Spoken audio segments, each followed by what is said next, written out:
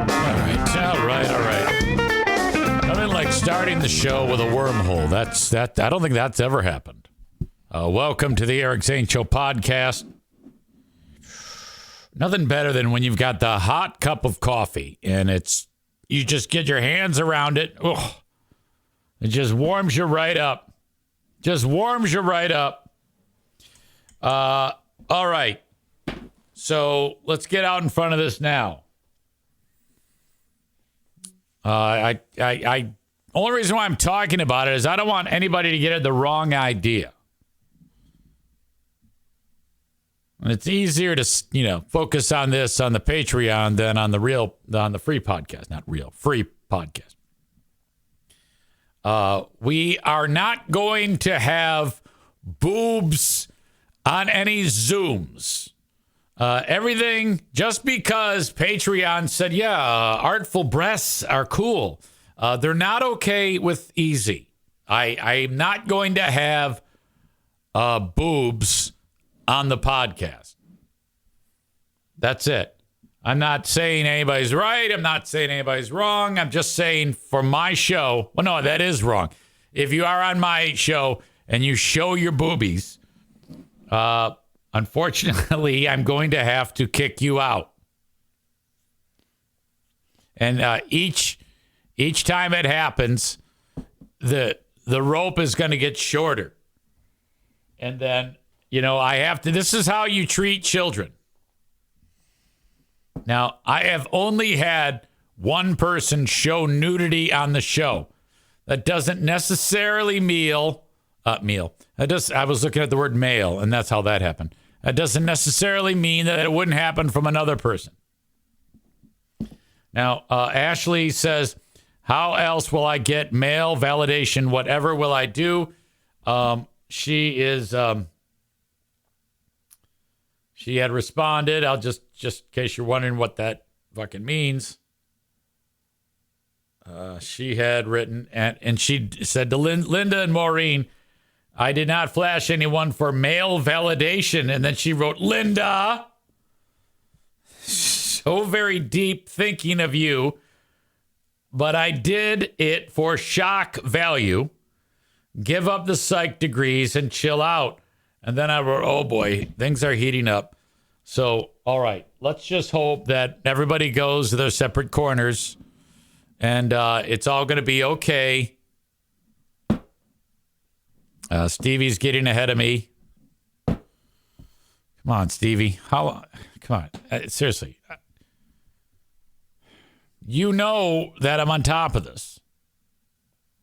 She writes, easy, they released the name of the teacher. I got you. I'm just glad you didn't just, stay calm. One thing at a time. I'm talking about boobs. We've got plenty of time to talk on this show. And here you are jumping 5 steps ahead with the next topic. Let's focus on the topic at hand. Boobs on the podcast, much more of an important topic than teachers molesting kids in our schools.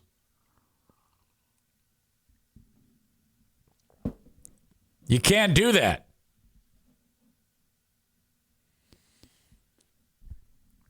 Okay. We'll get to it. Chris has a question. I'll get to that too. But, all right. I have, so just please don't show boobs. None. Okay. Now,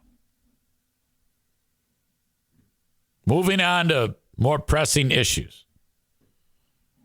As Stevie indicated, on the free podcast, we talked about the guy who, the teacher, where in 1998, sexually molested a kid, 13 years old. And then all these years have passed, and the child is a 39-year-old woman now. And she said, I really ought to say something about that. I've got a child of my own. and was impressing upon the child they need to, if something happens to you, you got to say something. She goes, I never said anything, and this creep is still out in the wild. I gotta do something about this. So she did. And the way this unfolded was, and I'll get to the guy in a second. She called the guy up, as I understand this, the victim. And the cops were listening on the other end. And she started to talk about the past. And according to his answers, it was all the police needed to believe that he, in fact, did do this. He answered a particular question or confirmed a series of events to this now 39-year-old woman. So she reestablishes contact, gets him to talk, and the cops go, okay. So they call him in for questioning, and he admitted it. He admitted to doing it. So you got a 51-year-old guy teaching in another district nearby, wife, kids, the whole 9 yards. This guy's fucked. They tried to get a bail, or a low bail or whatever. He's not a flight risk. And the judge said, no, I disagree. $1 million. Fuck. And if he does make bail, he has to wear a tether. This all has happened since the free podcast finished.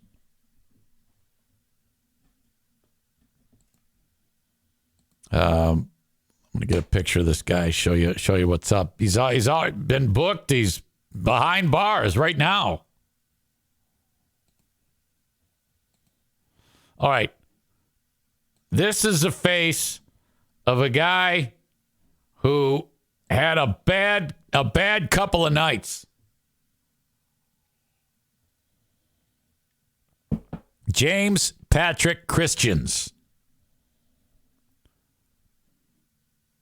I'm assuming his family has no idea of this. And this is all, and I feel bad for his family. Can you imagine if you suddenly found out that your dad was a child molester? Alleged child molester, I should say. Wow. That is so crazy. Nick, the electrician, says my ex-wife went to that school at that same time. I'll have to ask if she knew that guy. Kent County teacher allegedly admitted to sexually abusing one of his teenage students in the late 1990s and early 2000s. He appeared in court this morning. His attorney said, my client, he's been married for 30 years. His kids are grown. He's not a flight risk. Yeah, he is. $1 million cash bond or surety. Don't know what that means. Christian's mostly quiet during the proceedings, only answering the judge's questions directly. Probable cause affidavit with the court was filed when dating back to when the kid was a student. The court documents say the detectives listened in as the woman made what's known as a controlled call to Christians on Friday, and he made the references. That was all they needed to hear. Holy fuck. So in the span of a week, this lady is like, I remember that time that I was molested. I should probably say something. So now there's talk of school, how this happened, who found out when, did anybody find out? Did anyone in the school find out? Was there any cover-up involved? Are there more victims is probably the most important question, because now this guy's name is out there. And boy, what a ugly motherfucker. This guy's got to be on suicide watch. I think it was that scene in the first season of True Detective when Matthew McConaughey's character said to that woman, if you get the opportunity, you should kill yourself. God damn. Just to think, he's been living this life for 30 or 20 some years, just hoping that this never came up. This is going to be an absolutely riveting tale when it can be told. The Lowell area school district where the guy worked informed the student body and the families that, he's not going to be allowed here. He won't be around. No indication, though, at this time that the misconduct occurred on school property or involved Lowell area school students or staff. But can you imagine the buzz in the fucking hallway of that school? Oh, my God. When I was growing up, I think the most stunning thing that ever happened was we had one student break into another student's house and rob him. That was probably the most gossipy story that occurred. But the fact that at the time, Mr. Christians here was probably a well-respected high school English teacher. And now he's being accused, of child rape. For years of child rape. Oh, my God. They walk amongst us. Why can't we just shoot them when we find out that they do those things? Why can't, as soon as they're guilty, why can't we just drag them out into the street like a fucking Toby Keith song and string them up? Which, by the way, the Toby Keith, the death has, I thought I remembered something that was weird. And it's really not. But when Toby Keith, he had a song called Courtesy of the Red, White, and Blue. And it's like, let's go beat up some Muslims. It's not, but it's, it was, that song was inspired by like the Trade Center bombings.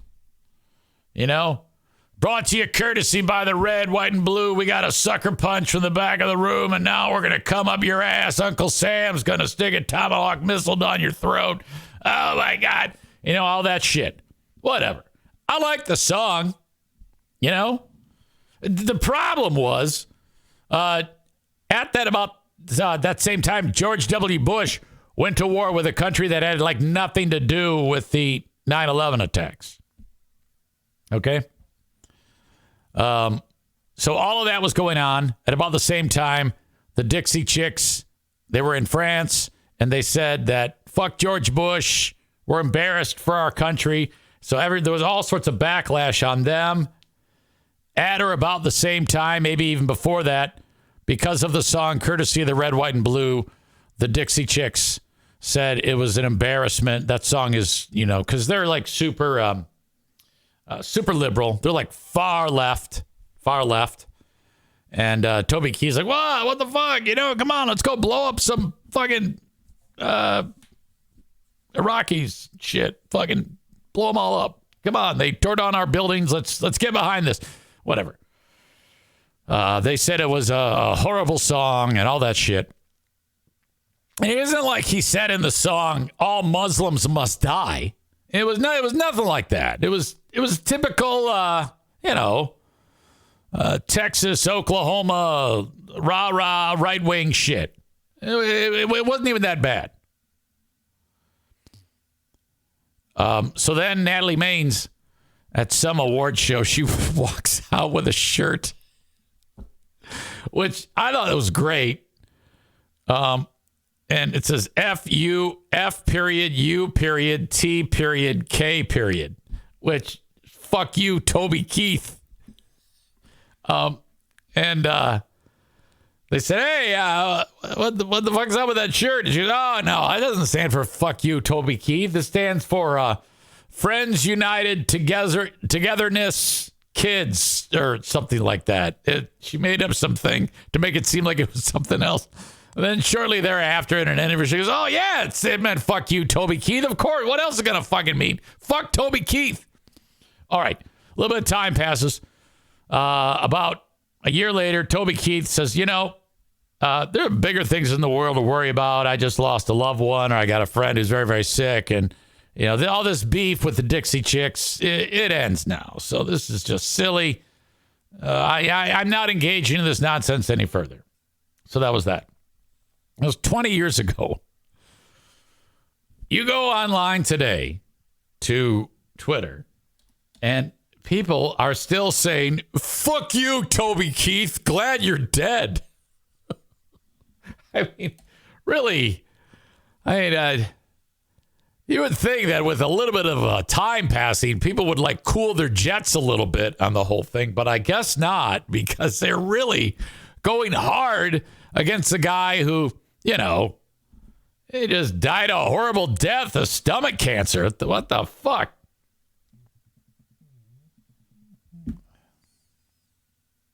Awful. Now, if it were Kid Rock, I might, I could understand.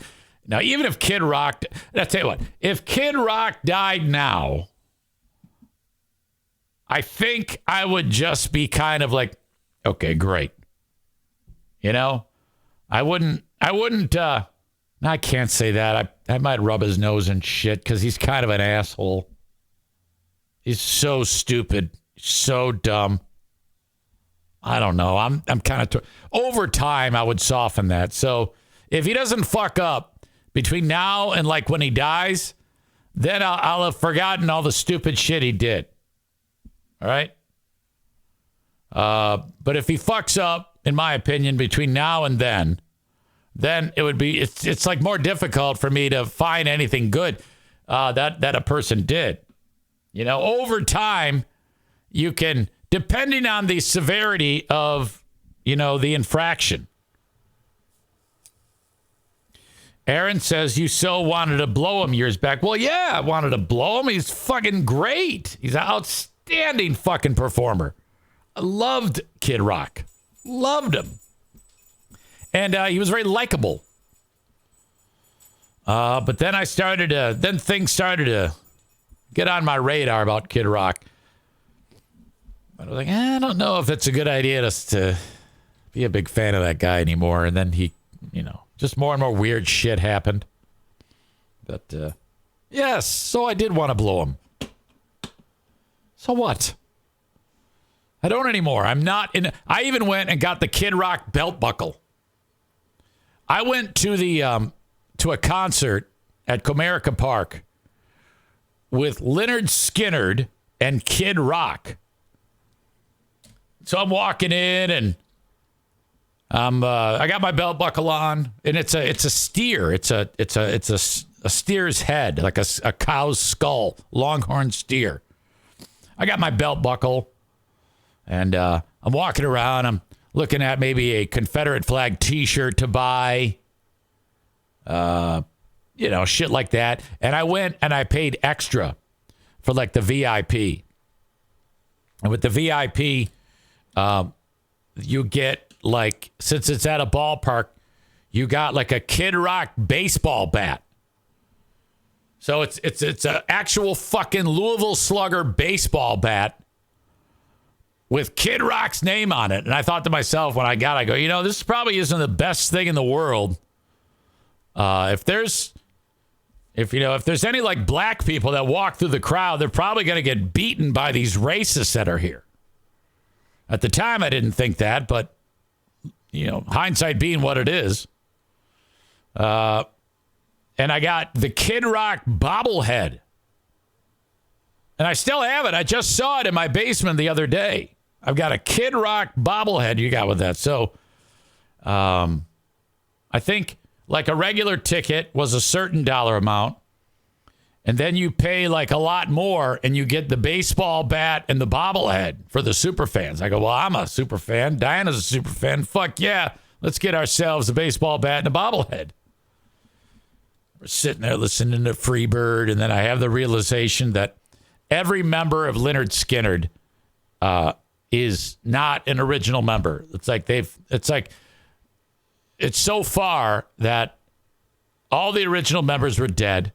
And then all of their replacements were dead. This is the third Lynyrd Skynyrd. Every band member is averaging like, 18 or 19 years old on stage. I'm like, oh man, this is Leonard Skinner. And then I'm like, no, it's not. It's not Leonard Skinner. And then Kid Rock comes out, and I'm like, yes, oh my God, American Badass. Yeah, I love you. I love you. All right, Rebel Flag. Woo, yeah, belt buckle. Got my bobblehead and my bat. Fucking let's get some pussy. Woo, yeah. What the fuck? Was so into it. I even went with Pooh Bear.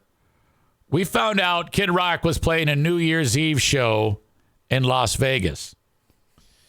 So we bought tickets and we flew there, and it's at this the fuck is that? It doesn't matter, the hotel, but you go to the hotel and the concert is actually at the hotel. It's a New Year's Eve show, obviously, and they have a venue inside of the hotel. And I'm so into the band that I even know all the band members, except for one guy. There's one guy who walks around on stage hitting a big fucking bass drum. It's like attached to him, like you see in the marching band. Boom, boom, boom, boom, boom, boom, boom. And I see him like he's staying at the hotel. And I go, oh my God, big bass drum guy. I actually refer to him as big bass drum guy. And that dude got the biggest laugh because nobody recognizes him. Out of all the people for me to recognize and to interact with, it was big bass drum guy from Kid Rock's fucking band. So we go, watch the show. I don't remember a damn thing of it, and I wasn't even drinking. I remember, I think something happens when you get to Vegas because Pooh Bear and I decided that if we're going to gamble, which is something I don't like to do, we need cigarettes. So we bought a pack of smokes. And she hasn't smoked in her fucking life. She's got a fucking cigarette in her hand. And I'm like, what are you doing? Now, I mean, like I've talked to you before, I'll have a dart every now and then. She doesn't even know how to smoke. So I'm like, oh yeah, this is fucking great. And that's the only thing I can do. I don't like gambling, so I'm just standing there watching her gamble, smoke half a pack of fucking cigarettes. I should have said, since she was willing to smoke cigarettes, I should have said, let's go to the Bunny Ranch and get a whore, and the three of us can have a party. She might have been down. I don't know. But no, all I did was got a pack of fucking Newports. All right. But anyway, so if Kid Rock died today, I'd be like, yeah, he's an asshole. He was, in his life, he was an asshole. He was a fucking moron. Over time, I might soften that, but right now, that's how I feel. However, I still like his music. I still like that fucker's music. I don't give a shit what any of you say. His music is fucking great. Very talented. And I will fight you in the street if you argue with me on that.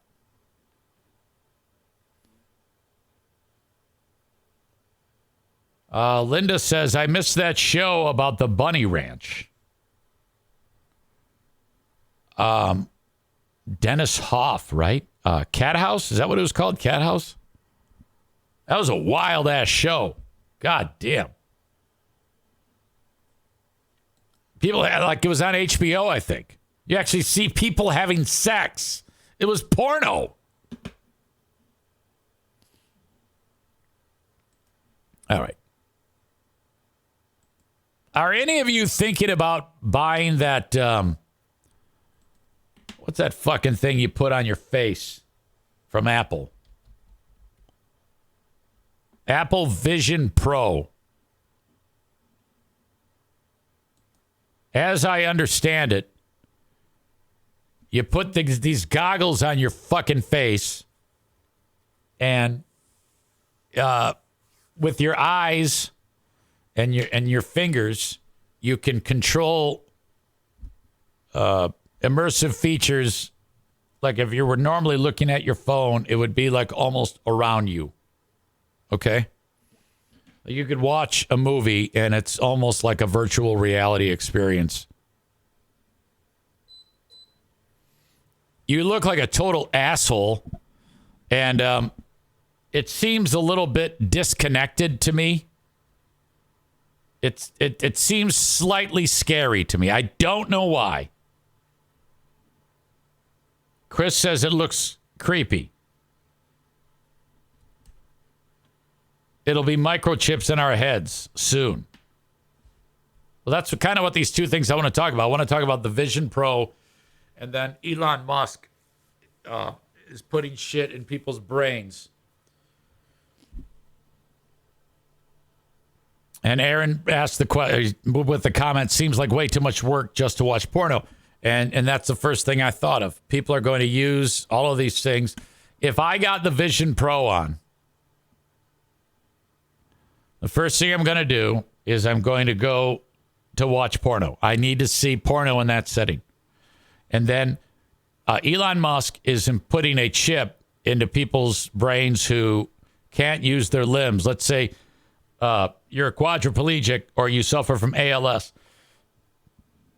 The idea is you can just think it, and then whatever you're interfaced with, let's say it's a phone, you can type out a message.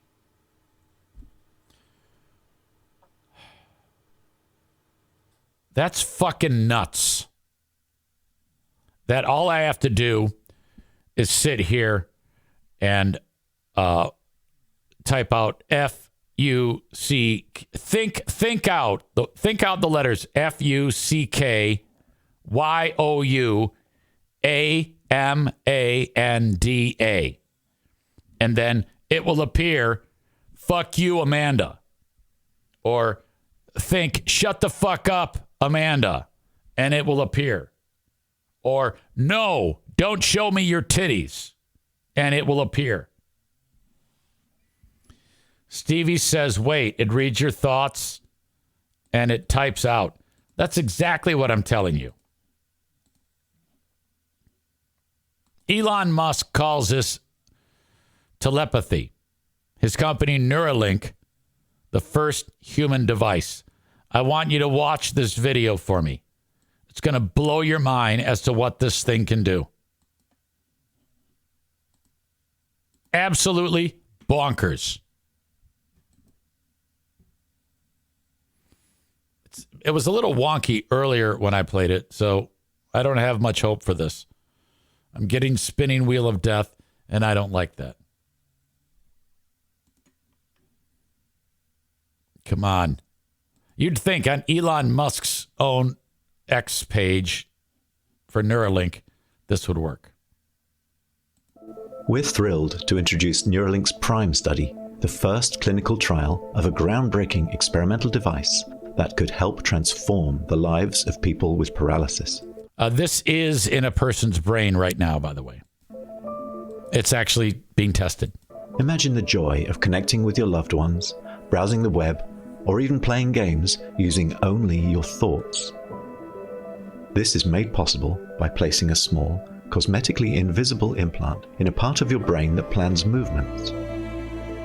The device is designed to interpret your neural activity so you can operate a computer or a smartphone by simply thinking about moving. Wow. No wires or physical movement are required. By participating in the PRIME study, you'd be helping to redefine the boundaries of human capability. If you've been living with quadriplegia from a spinal cord injury or with ALS, you may qualify for the PRIME study. We'd love to share more with you and get you on board. Visit our website today to learn more and to submit your application. We'll be supporting you with a dedicated team at every step on this revolutionary journey. Your courage and contribution could... All right, so if I have either of those things happen to me, I would want to try that. And knowing me, 1 second after I did it, I would start looking for like hot puss. I would just think hot pussy or wet snatch right away. And they would know it because as soon as they hook it up, they'd be like, oh, God, he's already doing it. He's already doing it. He's thinking about snatch. Get it out of him right now. They'd like rip it right out of my head. His skull meat would come flying out with it. God damn it. We told you not to think about snatch. My head would explode. Holy shit. Chris says it's a Black Mirror episode in real life. I'll take your word for it. Never seen it. Never seen it. So one of the things that Elon Musk has talked about is curing paralysis. So if he can take that model, if you will, the idea of just thinking something and it shows up there on, interfaces with a device like that, who's to say he can't have almost like a exoskeleton on a person, like fucking RoboCop, and you just think, if I can think puss and puss shows up in front of me, why can't I think walk? And then, you start like walking like fucking John Travolta carrying a can of paint. Fuck yes. Come on.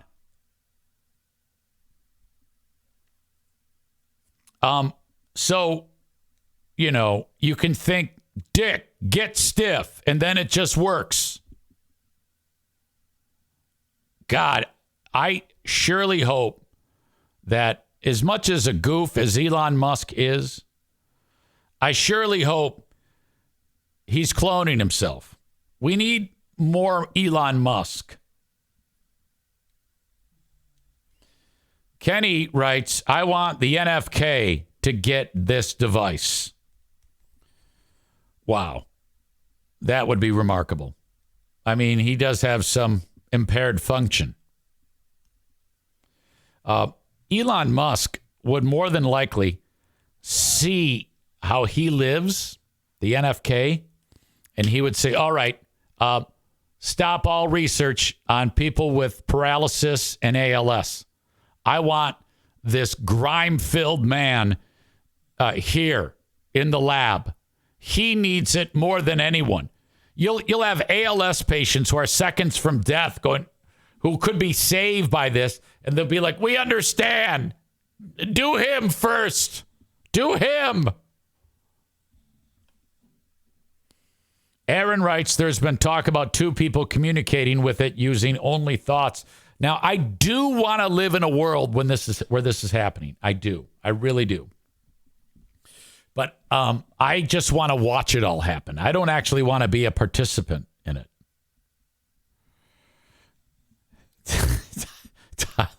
Tyler writes, if the NFK had Apple Vision Pro, you'd have no idea what he was giving the finger to because you can't see his display. Fuck you. Fuck you, Baker Mayfield. Fuck you. Get his ass. Fuck him. Fuck you.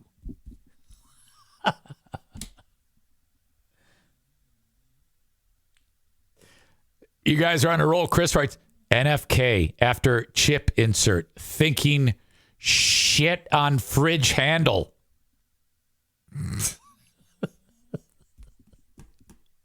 God damn.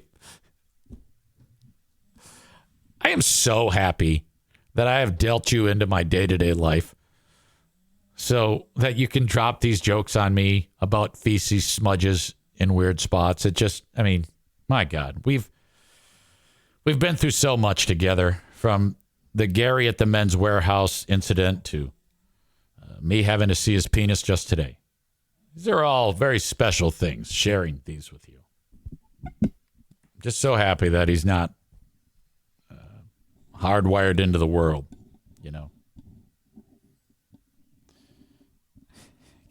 Kenny writes, NFK would think about asking a question, but not say it, and then get mad that you didn't answer it. So that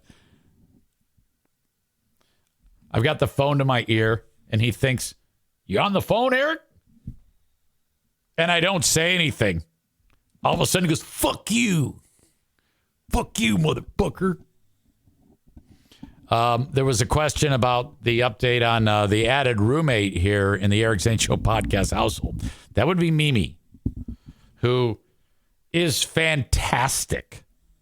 She's so goddamn funny. She's sweet as peaches. Funny story about Mimi. Not funny, actually. Years ago, she had the thirst really bad. And she has cirrhosis. She still does one. You never get rid of it. And she was dying. And she was actually in the hospital and dying from cirrhosis. But before that, her drinking was so out of control,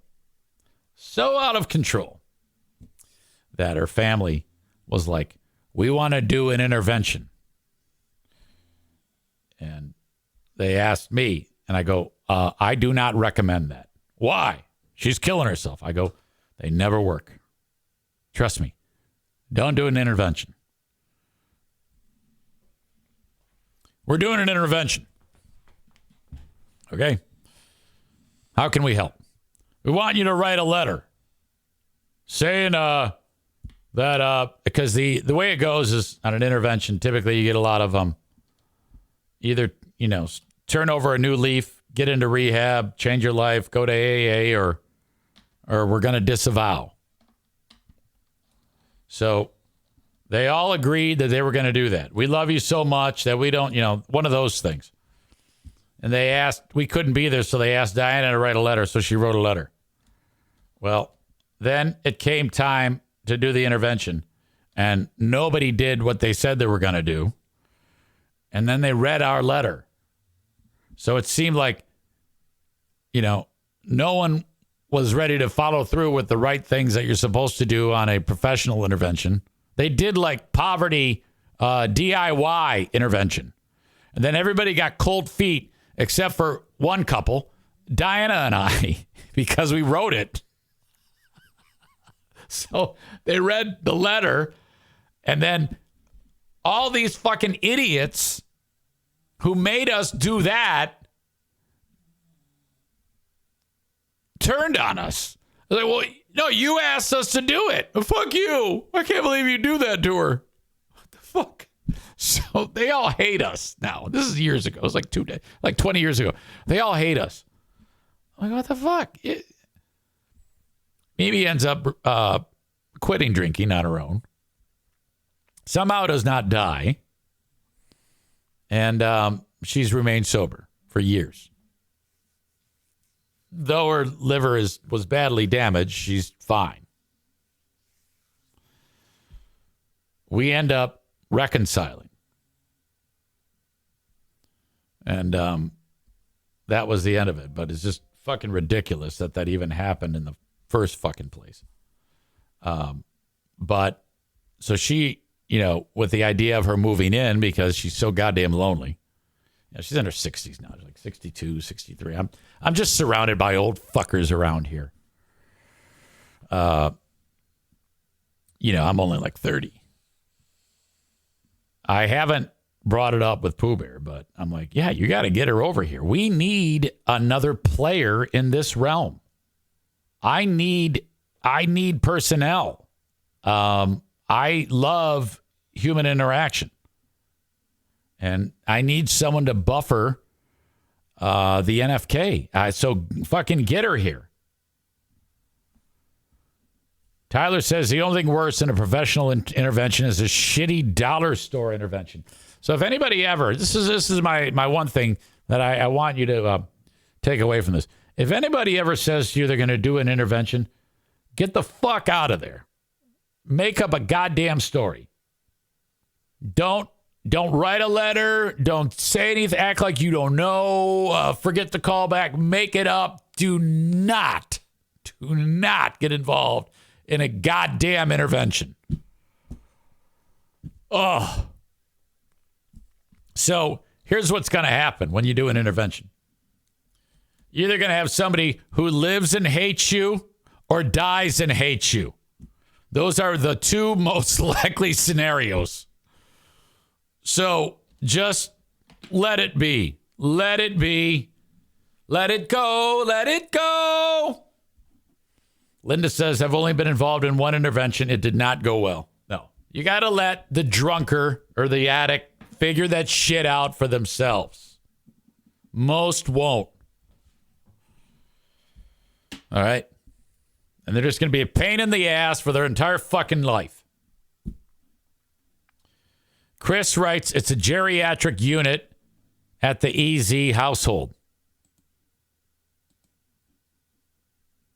Thank you to Chris for sending along a video of him driving race cars. I'll close with that. It starts with an ad because it's been seen so many millions of times. Chris in Buffalo driving his race car at the Merrittville Speedway 5 years ago. Now you're seeing it from his car. How cool is this?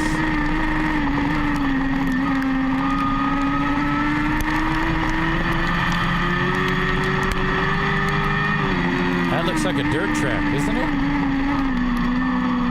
Okay, now look at this fucker's going sideways. He's loose. 23 is going to go into the 17, and Chris almost makes it through because he starts a check.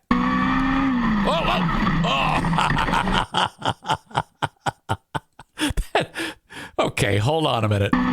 17, look at that asshole. 23 gets into him. He does like a pit maneuver. 23 does a pit maneuver on 17, who then crashes into this fucker on the inside. And then... Holy shit. Oh, my God.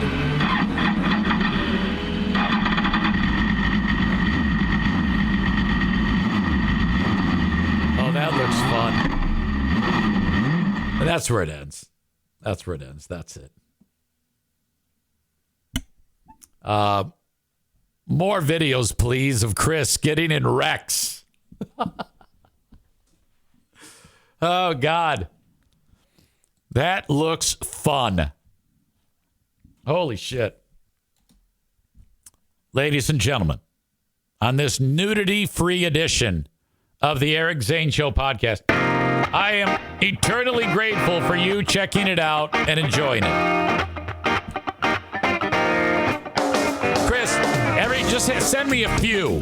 And anytime, like, we need to transition or whatever, go to another story. We just show a clip of you destroying a car. At 2 p.m., it's another edition of Who Are These Broadcasters? EZ, Christian Blatt, and Trucker Andy. That comes at you in 55 minutes from right now on this live stream. If you want to find it, you got to search out Who Are These Podcasts on YouTube. And that's where Who Are These Broadcasters will be at 2 p.m. Till then, have a good one. Bye-bye.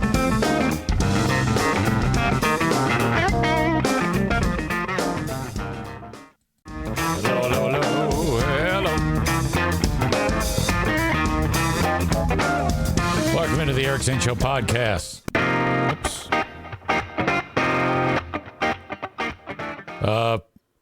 Freshly applied layer of pomade.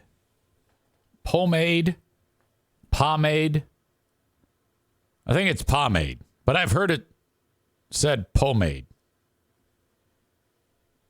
My pomade, the smell. Oh, it's such a fantastic smell. Very fragrant.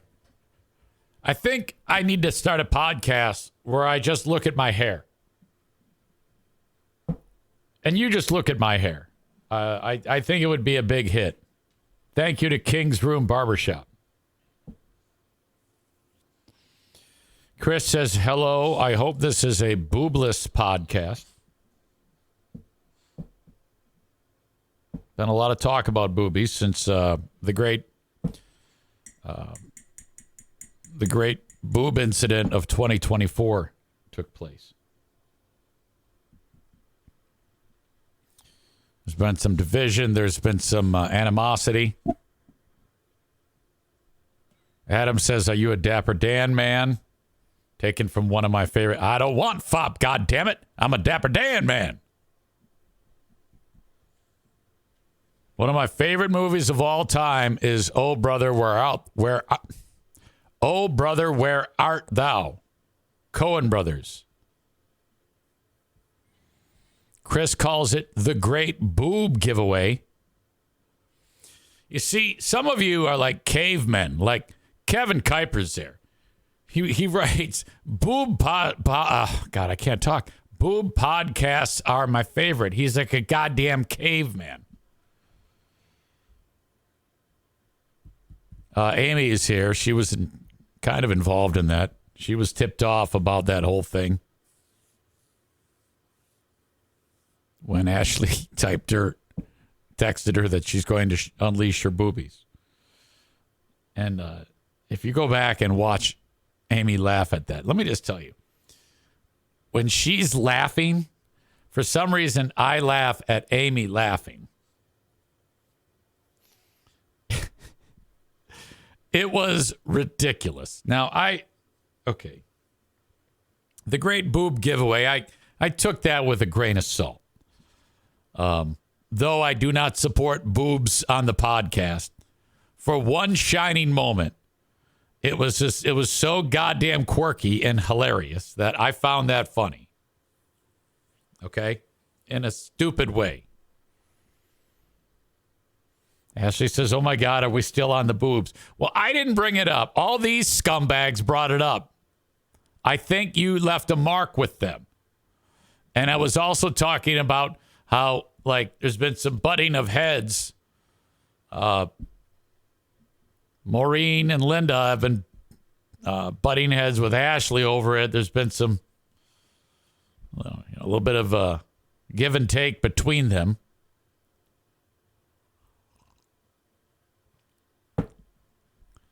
I just take it all in. Okay? I would rather it not happen again, and I don't think it will. It happened once. It was silly. We don't need to be pissed off at each other. Let's just move on. It was just again, one shining moment of ridiculousness. And then the subsequent storyline of, okay, I was worried that I was going to get in trouble. And then Logan and Maine says, no, you're not going to get in trouble. And then that whole drama, it just kind of like kicked up the dust all over again. She writes, "It will never be repeated, but it took Eric like 5 minutes to notice, which was the best part." And let me take you through it from my end, because when I went back, yes, there was one full unleashing of the boobies, and I missed it. And then it was later on, and I went, wait, because she then was doing it the second time. I was like, well, wait a minute, what the hell am I seeing? And the fact that really not a lot of people were in on it. Chris says it was just a couple of humps in the road.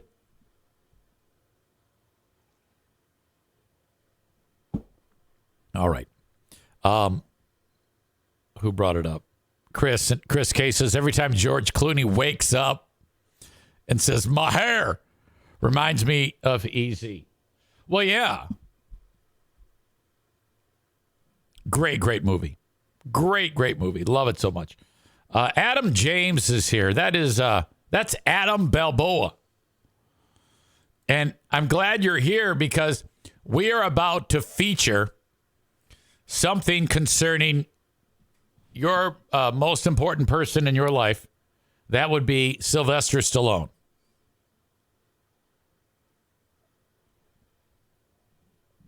I know no one who was a bigger fan of anyone famous. Like if you were to take like the young people today who love Taylor Swift, your fandom of Sly Stallone is bigger than anybody's fandom of Taylor Swift. I think that if you let's say you decided to do a podcast, or he found your, you did like a Facebook video and he liked it and then said, hey, yo, I want to meet you. I think if you met him, you might have a heart attack. You love Sly so much. The fact that the movie Samaritan to you is a masterpiece tells me all I need to know about you and your fandom of Sly Stallone. Thus, you've been given the name Adam Balboa.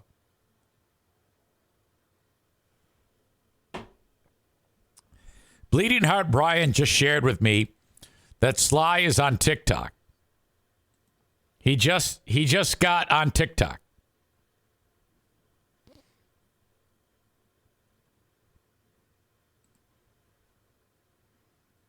He's posted one video. We're going to play it. It seems to me like this is like the first time you got Facebook and didn't know what to put on there on your first post. So basically, he's just shooting shit around his house. Probably lives right on the beach. So he made a video. And we are going to watch it right now. Sly on TikTok. In theory.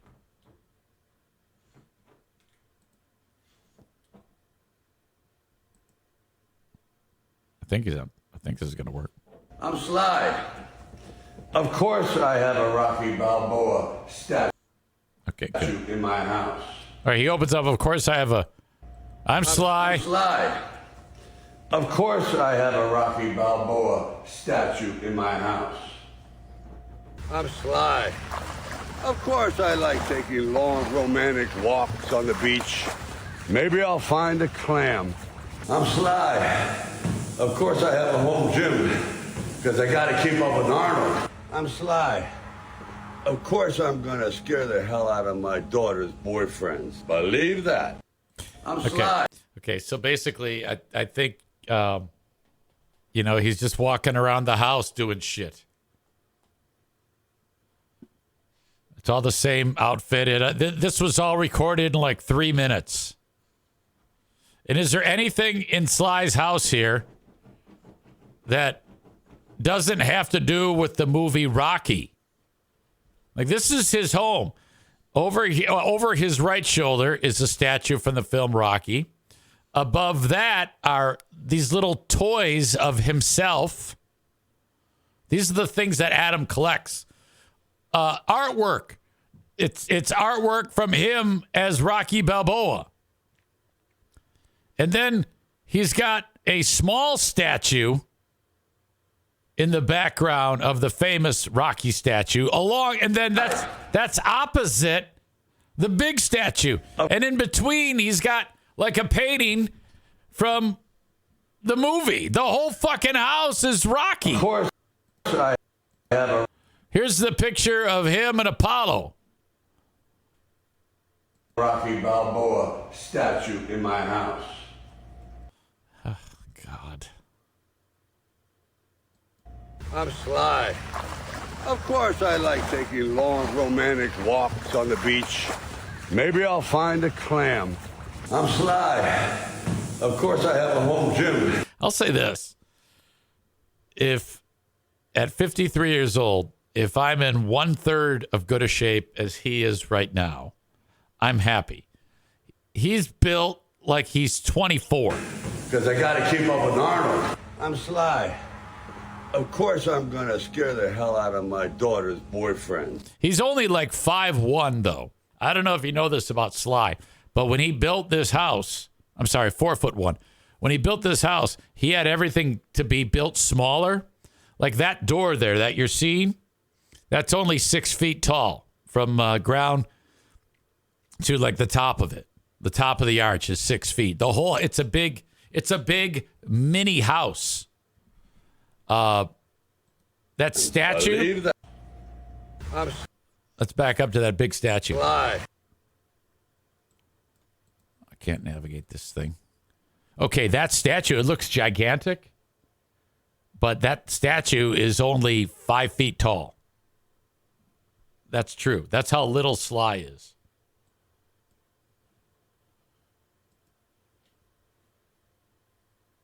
Now, you see all the Rocky memorabilia. Tyler says he sounds extra strokey these days. Strokey. Ashley says, I'll show him a clam.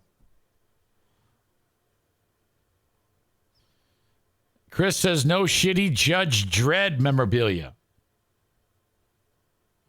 Sarah asks, I wonder if he has the movies playing nonstop. Tyler says, Eric could make a video like that. I'm easy. Of course I have peanut butter all over my fridge. I'm easy. Of course I have dog hair everywhere in my house. Yes.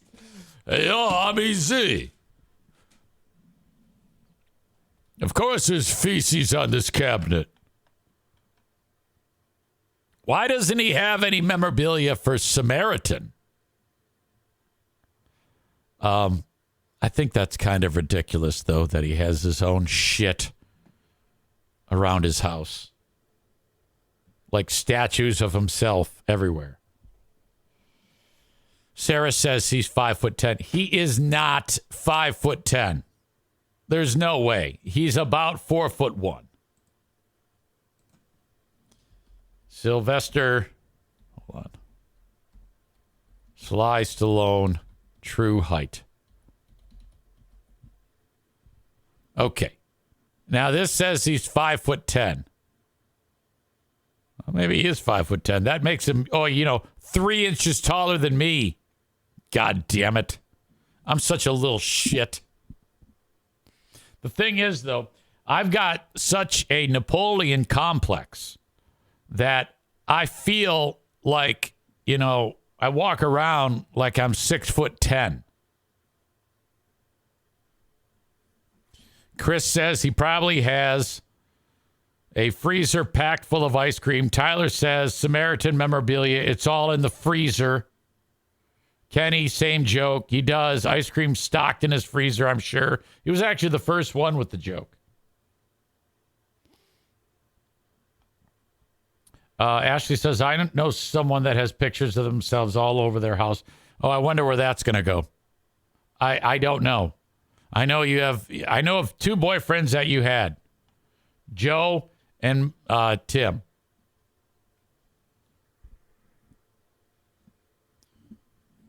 And I don't want you to get me in trouble with Tim. Joe, I don't care. God, my hair looks great. Look at my hair. It looks like Sly's. Now, I think Sly actually looks younger than me. Especially his body. And, but, I mean, that guy is fucking handsome. He is a handsome devil. But clearly an egomaniac. There's definitely something wrong with someone who's got shit all over their house of themselves. I wonder about people who do that,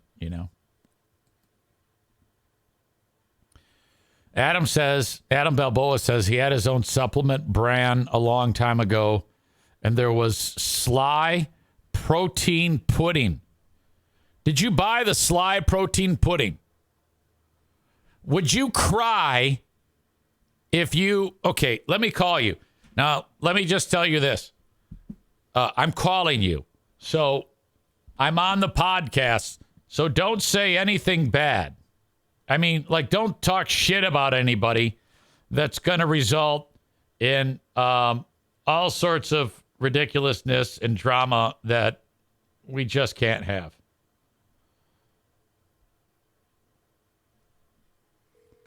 As a massive fan of Sylvester Stallone. Hey, sorry to bother you at work.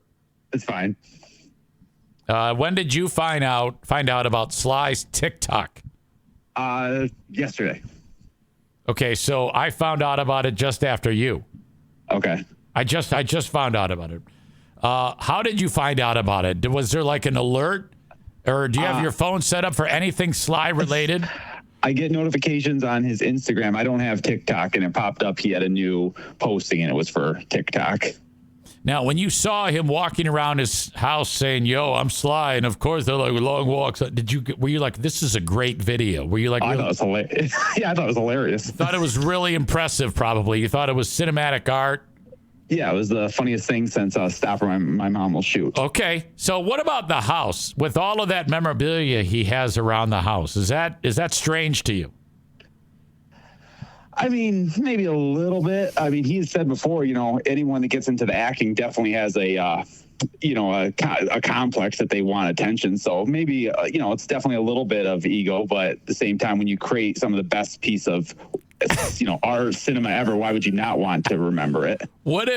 Have you ever done a tour of your own collection in hopes that he would see it? No, I mean, there's so many of them out there that are much more than mine. I don't have anything that's rare. Anything I have is pretty much mass produced, so there's nothing really to show off. Yeah, I know, but the average person doesn't know that. Well, I was on that. I mean, I almost don't want to say this because I'm terrified of what you'll do, but I was on that podcast that he follows, and he liked the notification of it, of my posting. So that made my day. So a person brought you in to discuss Sly on a podcast, yes? Yeah, there's that movie out there called The Pretender about that Rocky impersonator who does the tour of Philadelphia of all the filming locations. Yes. And through a long story, which I won't get into, they had me on there as a guest, because they bring on guests. So they brought you on there and talk about what the series means to you. And Stallone commented on there, and he said, "Adam, keep punching," or something like that. That was pretty awesome. So where were you when you got the notification that Sly had, I think I was in my car. I was in my car before I went in the gym. I think I yelled out a little scream, if I got to be honest. You're like, "Oh my God!" You couldn't believe it. You couldn't believe it. Sending text message to anybody that would possibly even look at it. I love your fandom. I think it's spectacular that you embrace your mental illness so much. Exactly. And you absolutely have to. Right. I watched Rocky 3 this weekend in memory of Carl Weathers. Yes, he passed away. And I eulogized him here on this show. Right. Suggesting that he played Apollo Creed in every movie that he ever has been in. Exactly, yeah. Chubb's Apollo Creed. If you had to choose between one series, Rocky, or the Rambo movies. Rocky. Okay, not even close. Yeah. Not even close. Yeah. Okay. Update on the new Samaritan film. What's going on? They have the script. I guess he's got like 3 things in production right now. He's got the Tulsa King season 2. They're making a sequel to Cliffhanger, which I'm shocked, and then Samaritan 2. Wow, he's so busy. What is his age? Is he 75? 77. 77. Yeah, it makes me sad. He's come on. He's going to live at least another 20. I hope so. I mean, he is in such good shape. I mean, seriously, I don't think surgery can make him that lean. No, I mean, he definitely has had some work on his face, but yeah. I don't care about the face. Right. He is very lean and strong. You can tell underneath that shirt. I kind of wanted him to take it off. I see it too. Oh yeah, absolutely, absolutely. If he walked up to you and said, "I will be your friend for life, but you have to let me have butt sex with you," would you do it? Am I the giver or the receiver? You'd have to take it from Sly right in the keister. And we get to be friends. I mean, I guess I'll say no because it's on the air, but all right, there would be some consideration. Okay. Have you been wearing the jacket lately? The jacket with the tiger on the back? I will, but it's been kind of rainy and I don't want to get it, Yeah. But I got that. I got the replica fedora from his website. Yeah, I'm good to go. I am wearing right now the replica boxing glove necklace that he has. I like that. Now, I was at General RV and I ran into people who know you, I guess a coworker and a friend. Is that right? You ran into a coworker and then someone that reports to me, their husband and wife. Yes. And we talked about your jacket, in fact, when we were there. It was a fantastic moment. And I was just so happy because they experience your excitement on a regular basis as well. Yeah, and I showed them the video when you were making fun of me pretty good on it. before you even saw them, and you ran into them like, how the heck did this happen? And your comment, oh, we're at a convention for people with stupid collections. A question coming in from the audience. You are married, yes? You have a family. Yeah, I am married for 14 years, 2 kids. Does Mrs. Adam, I mean, she knew this going in. I mean, you must be just a dynamo in bed because she married you despite all this. Right. There's got to be something. Yeah. She doesn't have the same affection for Rocky at all. She hadn't even seen him one of them until we got married. Oh, good. What about the kids? Have you introduced them to the films? I have. I mean, I would love it if they were as into it as me, but I also, they're their own people. I don't want to force them to, but if they were into it, I would be, I'd be there to support them and start their own collection. You're a good sport, Adam. I want you to know that. Appreciate it. Okay. All right. See ya. All things Sly go through Adam. He's got Rocky toys just like Sly does. Wow. That is spectacular. Cliffhanger 2. What? I think they should, the first Rocky movie came out, I think it won Best Picture in 1976. Patrick says, was that the fabled Adam Balboa? Yes. What Sly should do is reboot all of the movies. Just start over. Okay? And let's see. 76, 86, 96, 06, 16. So the 50-year anniversary of Rocky in 2026. Just do the film shot for shot, line for line, with all of the characters, like even the deceased ones. So Sly, and wouldn't acknowledge that they're old. It's just literally the same goddamn movie.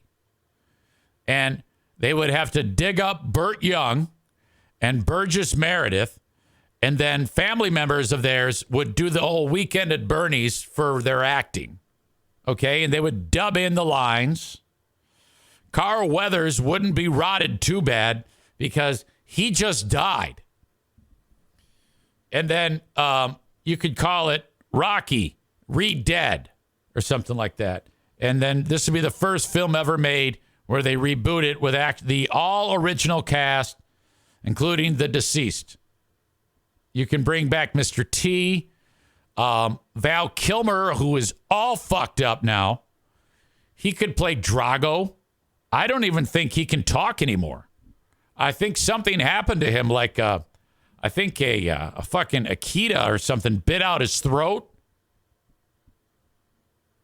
And that's the part he played in like the new Top Gun movie. He played himself minus his ability to speak because an Akita or a Yorkshire Terrier or something like that actually ripped his throat out in real life.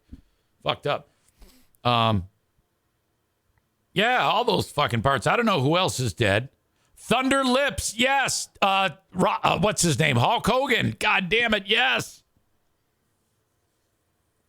So fantastic. So many people would go to see that. And then he can actually get painted pictures from all of those movies. Like he's punching Carl Weathers' face and his fist actually goes through his face because it's rotted. And then put that in a painting form on the wall of his, fist going through his actual skull and his brain coming out the other end. Gonzo is dead, says Adam. And I don't know who Gonzo is.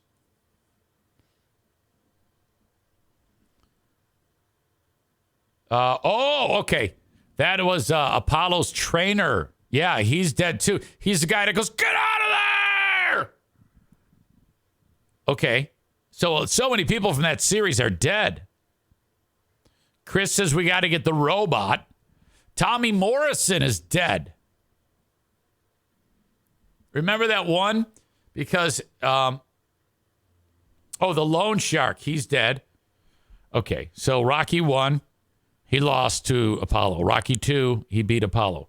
Rocky 3, he fought Hulk Hogan and Clubber Lang. And then Rocky 4, the Russian. And then I think Rocky 5, he had brain damage and he trained Tommy Gunn. And then Rocky fought Tommy Gunn in the street and then beat him. Oh, Gonzo's the loan shark. Whatever. It doesn't matter.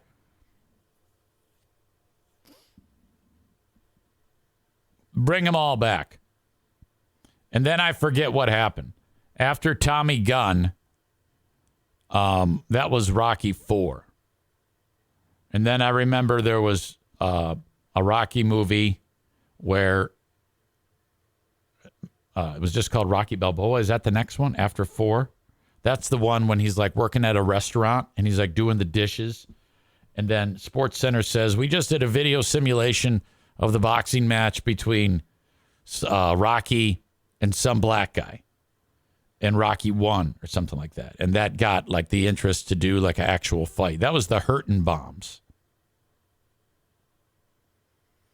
Kenny says, wasn't Mr. T in there? Yeah, that's Clubber Lang. That's number 3. We're on 5 now. And I don't recall anything out after that. I don't know who the fuck else he fought.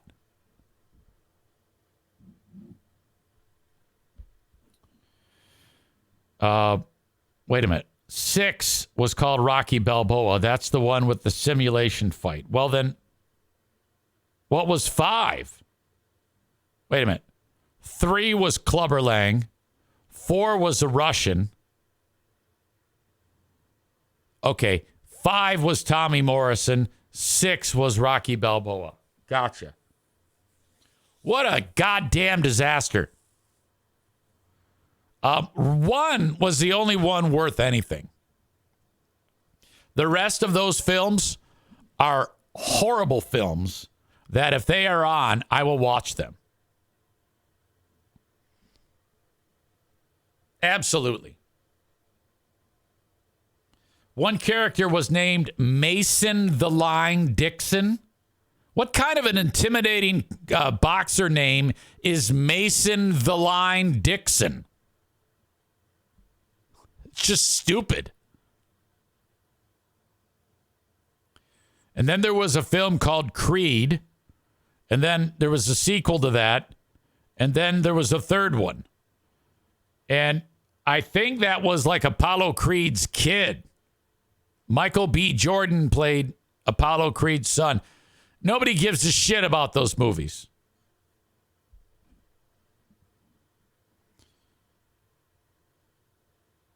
Seven was Creed, and Rocky fought cancer.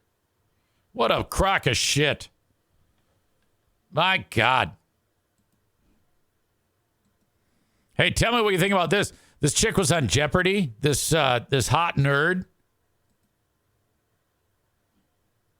And she was doing poorly, and then she came back, and then she did like the whole, when you get to double your prize, like the daily double, and she went on a damn tear. And then they did the final thing where you get to bet.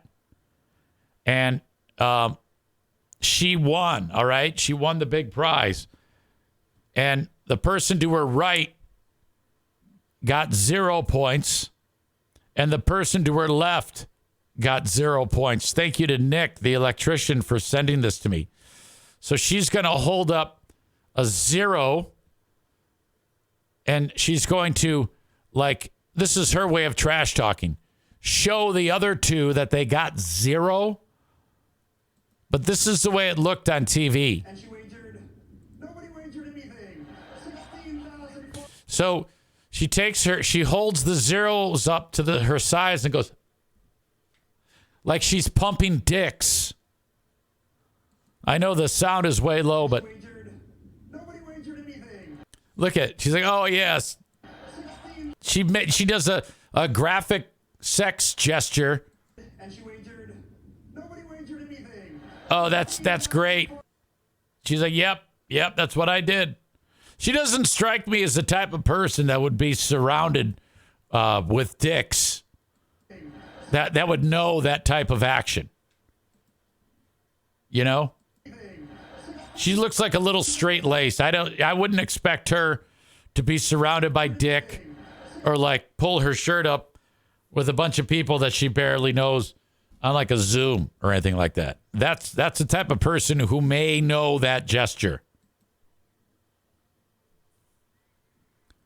Tyler says she was doing double fist pepper grinder, classic move.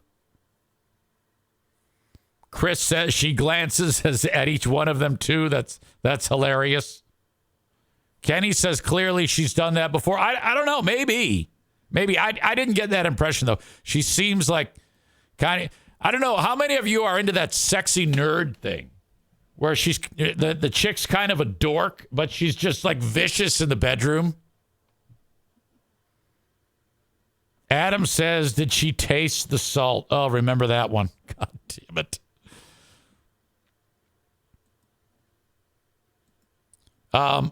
More on this psychopath here in Grand Rapids who years ago, 1998 to 2001, he was a 24-year-old teacher at one of the schools in the area. And there was a 13-year-old middle school kid, and he had sex with a 13-year-old child. And then he did it repeatedly for years. Rape after rape. Fast forward to now, he's 50. The victim still lives in the area, is 39. She finally said, we need to take care of this. I gotta talk to the cops. She did. Part of the investigation, she called that guy on the phone with the cops listening in. And in the conversation she had with him, he said enough things that it warranted the cops to go get him and bring him into the police station for questioning. Like maybe she referenced something that, whatever, maybe he admitted it on the phone.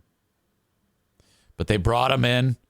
And they asked him point blank, when you were 24 and she was 13, did you have sex with her? And he said, yeah. So he admitted to everything. We've talked about this quite a bit in the last 24 hours. But what got me yesterday was on Wood TV's Facebook post.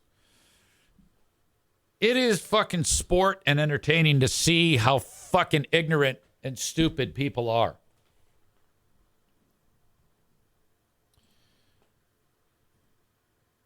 First of all, Megan writes, not our Megan, but Megan writes, he was my teacher back in 9th grade. Wow.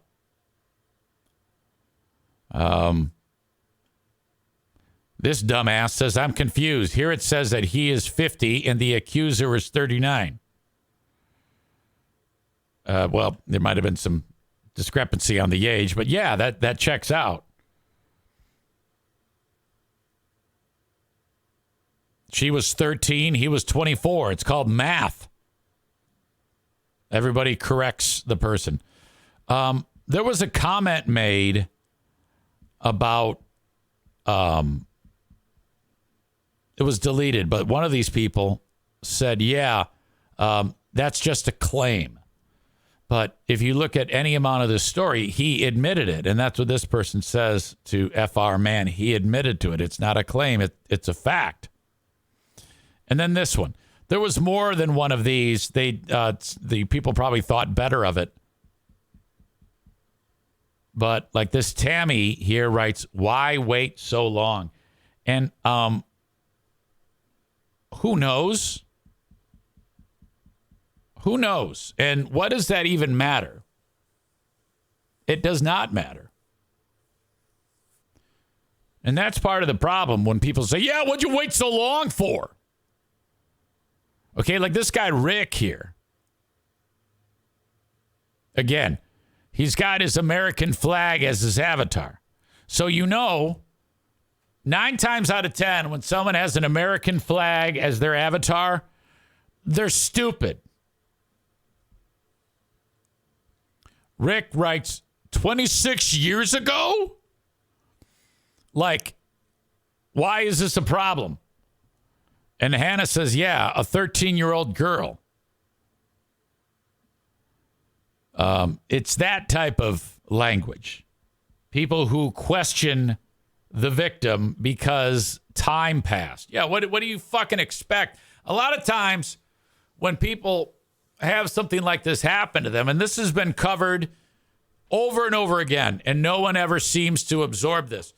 When something like that happens, sometimes the victims are humiliated, or they're afraid no one will believe them, or they're afraid that they'll be made to look like they're crazy, or they don't want to relive the ordeal, or whatever, a multitude of reasons. But even though you make those very clear, morons don't absorb the answer and go, oh, okay, that makes sense. They don't. This person says to the guy who said 26 years ago, sick in the mind is sick in the mind. He was my former teacher. Always got the creeps from him so bad I knew something was off. This person said, I'm glad I wasn't the only one who got the creeps from him. And this person said, it wasn't just because he looks funny. His whole presence gave me the heebie-jeebies.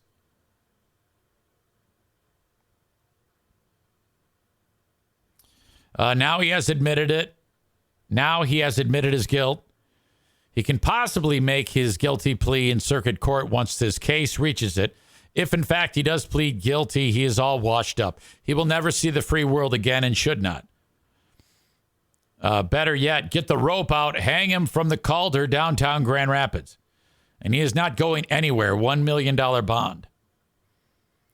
This person said, my cousin was charged with having sex with a minor, pled not guilty, spent 5 years in prison. Yeah, I don't know. This guy may see the light of day. Honestly.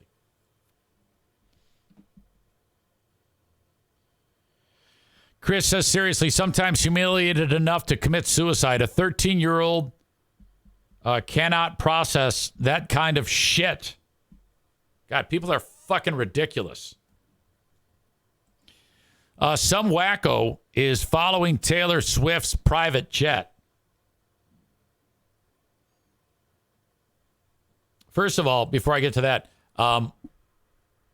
people affiliated with Donald Trump, I don't know if it's within his campaign or something like that. I just heard a little bit of this. They said that if Taylor Swift feels compelled to endorse Joe Biden, that they are going to start a holy war against Taylor Swift. Anyone who supports Trump invoking a holy war, God damn, so dumb. Trump aides vow holy war on Taylor Swift if she endorses Biden. That is unbelievable to me. Anything religious through Trump, it can't be. This is ridiculous. Well, anyway, dude is following Taylor Swift's plane all over the globe, which I guess that's public information. And now Taylor Swift's legal team has said, look, we want you to stop tracking her private jet. And it's just some college kid. You go to his website, it says, where's Taylor's jet? That is a little weird to be able to do that, or that you can do that. I'm guessing it has to do with the public information or of transportation. People are also giving her shit because she's like one of the biggest offenders when it comes to carbon footprint. I guess people make a big deal about that because she's like probably of the ilk, like, hey, we got to stop global warming. Oh, by the way, I'm in my jet traveling all over the place. And that's the dumbest thing I've ever heard in my life. Of course she's going to take a jet. and she should take a jet. In fact, if I were her, I would make it so that the jet spewed out double the amount than it is right now, just to tell people to go fuck themselves. Okay? How the fuck do you expect her to get from Japan to the Super Bowl? A train? Fuck you. I don't even have a problem with the Kardashian. Remember that? Like a year and a half ago, she got on her airplane to fly from one side of town to the other side of town. Did you know, I just saw a TikTok video about this, that the average high-speed charging station at its highest capacity means it'll charge your car's battery in 6 minutes. Puts out as much energy as 18 whole homes in a day. 18 whole homes in one day to charge one car. You want to talk about energy usage? This nonsense that we all need to get EVs. Elon was trying to block the kid from tracking Swift, Tyler, because Tyler said, didn't someone do this with Elon Musk's Jet 2 a while back? Yes, Elon was trying to block that kid from tracking as well. But for her, it's, for these bigwigs, there's a goddamn security risk. If I'm Taylor Swift, knowing that that this guy's stalking her and that there are all these wackos that are getting ready to stand by and stand down or whatever, if she endorsed Joe Biden, I would have a fucking security team like that of another country. If I'm Taylor Swift, not only do I have my private jet, but I buy a couple of fifth-generation fighters and hire the best pilots money can buy. And they will flank her at all times. And then she has a motorcade, not unlike the president's. She has that type of money. That's how serious this is. Well, anyway, this piece of shit is stalking her, and her legal team said, you got to knock it off. And he's like, fuck you, I'm not going to do that. But security is a big problem for these folks. It's just ridiculous. Come on now. Can you imagine if Boring Dean built a website? He probably has, of everywhere my car goes. Jesus Christ. And all those stalkers are following me? Fuck, they don't need a website. They do it already. My God. Chris says the far right would be opening up a can of worms. The Swifties will win. I hope to God she comes out and says, yes, all of you must vote for Joe Biden. I pray for that to happen. That is my time. Thank you for being here. I'll talk to you tomorrow. I hope you all take care of your hair as well as I do mine. Till then, bye-bye.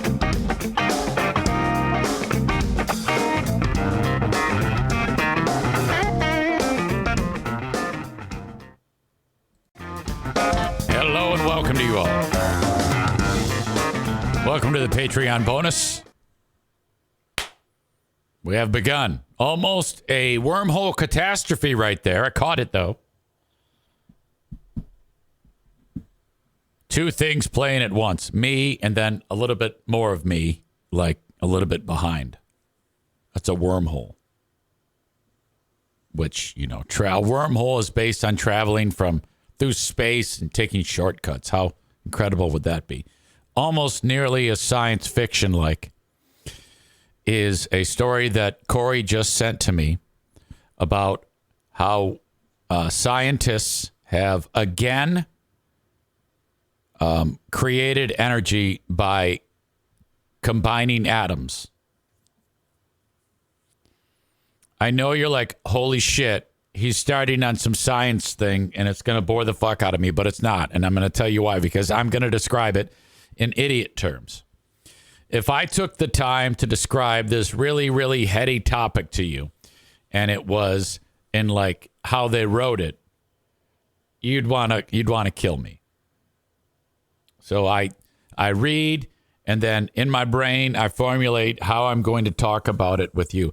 But here's why this is so important. Scientists are creating the power of the sun. I've even talked about this before on this show. That's probably why Corey sent it along. Hold on, there's a hair out of place. I don't like that. The power of the sun. Literally the same exact thing that's happening on the sun. We've been like, how do we create that so that we can, in a really small space, have our own man-made sun, and then the byproduct of the energy is nothing. Like hydrogen atoms. That's it. So a fusion. We've already mastered fission, which is breaking the atom apart, which we use, nuclear power plants and atomic bombs. But there's side effects to that. There's a danger. This is much more formidable, creates a lot more energy, and it's 1,000,000% clean. And the amount of energy that fusion creates, as opposed to like coal or burning whatever to give us our energy. This would solve all of our problems in terms of the warming of the planet because of fossil fuels. Because ultimately, this is very, very important. We are going to run out of fossil fuels. Like, arguably in our lifetime. Now, if we run out of fossil fuel, life as we know it is going to be unbelievably thrown back into the Stone Age. You think about all of the shit that we have. It isn't just for transportation, but every bit of hospital equipment has something to do with fossil fuels and plastics. This is a big deal. Well, overseas, somewhere in Europe, there's this place where they make stars. They actually create energy through fusion.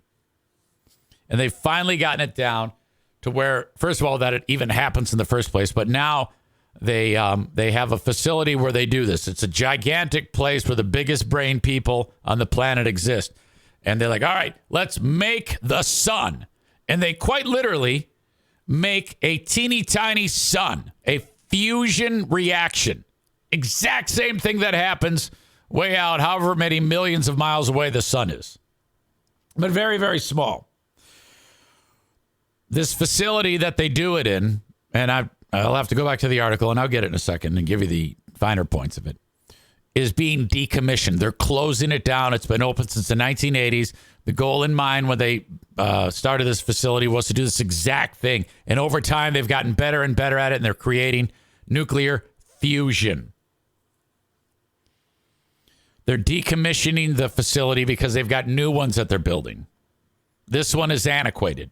So they did one more experiment, and they got the most amount of energy ever. They built their biggest star yet. Now, they take all these factors and, in a practical sense, build it to scale. All right?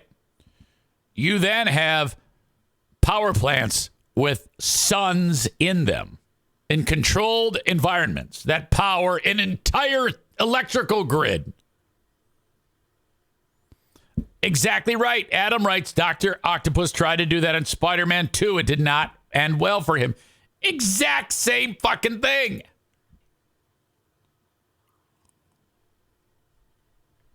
Except it's actually happening. Energy based on power of stars, step closer after nuclear fusion record attained. Nuclear fusion heat record. Facility is known as JET, Joint European Torus, the experimental fusion reactor in Oxfordshire, England. They were able to generate 69 megajoules of energy. And I don't know what that translates to. Like if they said how much, I guess I could look it up. How much energy in 1 megajoule?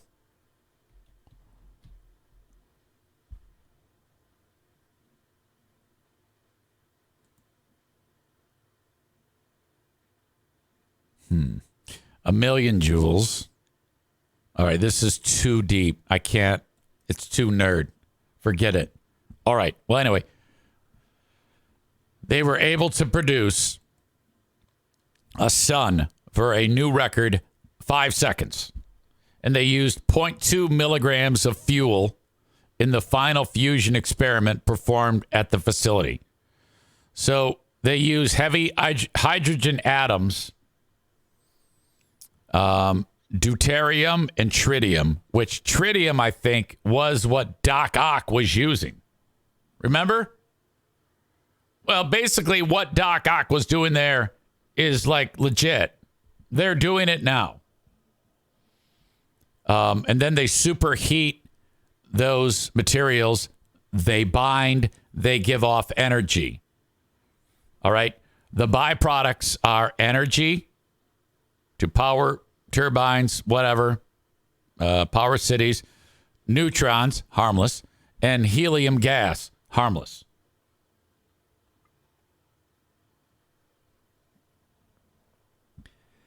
It took every inch of this facility right here to do 5 seconds worth.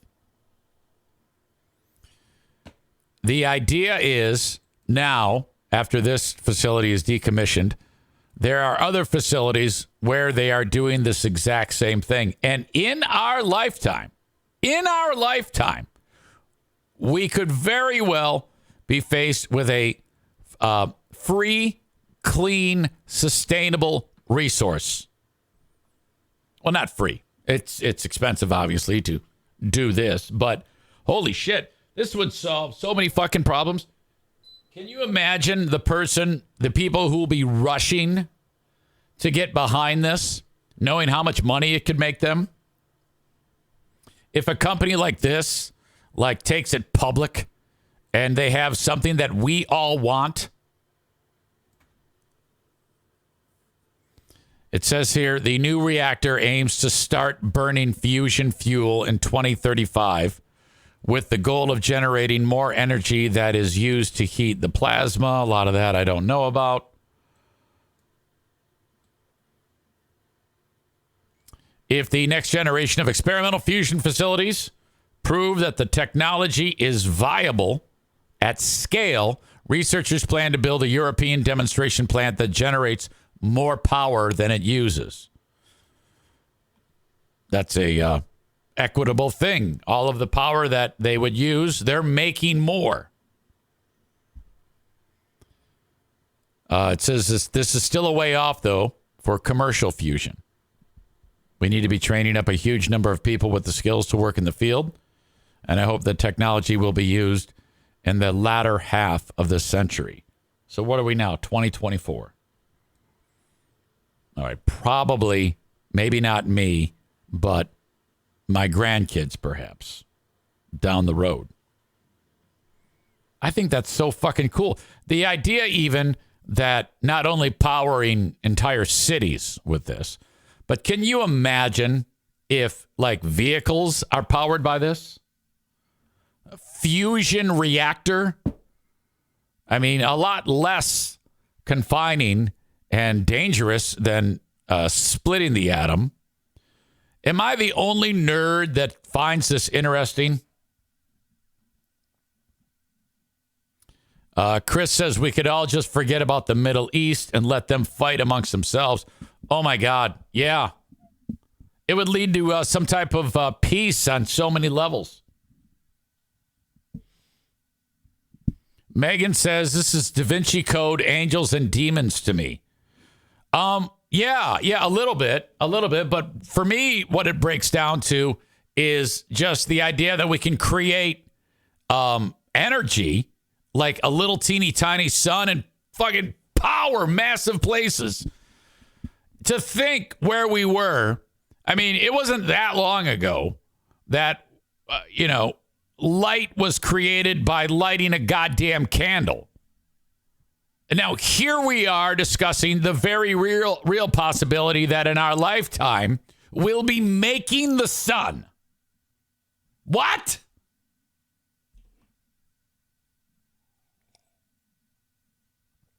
If we think about it in space travel, if we had an endless power supply powering spacecrafts, no need for fuel.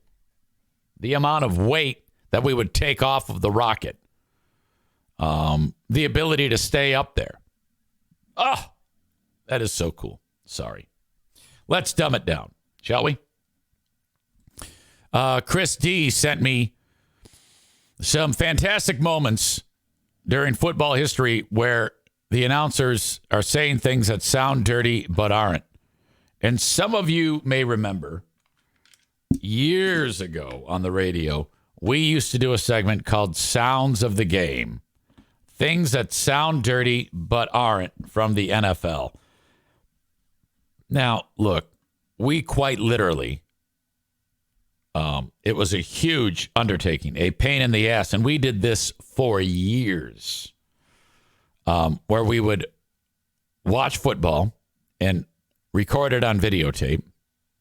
And then, the little counter that's counting, minutes on the display.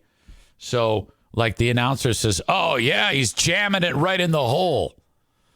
We would write like a time. Okay, that happened at 4 minutes into the tape. So I then take the actual tape out of the thing, take it to the radio station because we didn't have the ability to pull the audio at home. Hang on. Put it into the tape deck at the radio station and take that audio and then find the timestamps. Really time-consuming process. And then lift the audio and then edit them all together. I would do mine. Greg would do his. Chris would do his. That was the last time Chris did work. And thus, Sounds of the Game. And we would do it every single week. Eventually, we're like, all right, this is fucking bullshit. I don't want to do this anymore. So it's been a while since I've heard a few good Sounds of the Game examples.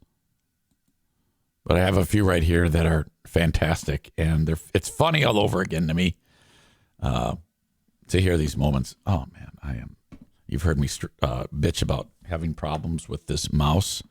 Well, today it's really bad. I got to go back to one with a cord. Holy shit, this is so bad. I think it's dead. I actually think it's dead. This is a huge problem. Linda says you should have made Steve do it. I think he might have eventually over time. Okay, this is it. Sounds of the Game. Things that sound dirty but aren't from the NFL. Thank you to Chris for sending this along. Boy, he's got guys coming down his face. Okay, it's too low. Let me start over. The volume was way too low. Boy, he's got guys coming down his face. Oh, that's a big load. Receiver coach has been blown away by Crabtree's hands and his ability to suck in these balls. Oh. Josh Bynes has been coming all night long, but then he pulls out, and it's just hard. It's been a while since he's seen a hole that big. Jesus, what the fuck? He almost didn't know what to do. Rivers on first and goal, touchdown. Tyrell Williams. He beats Cox. Boy, he's got guys coming down his face.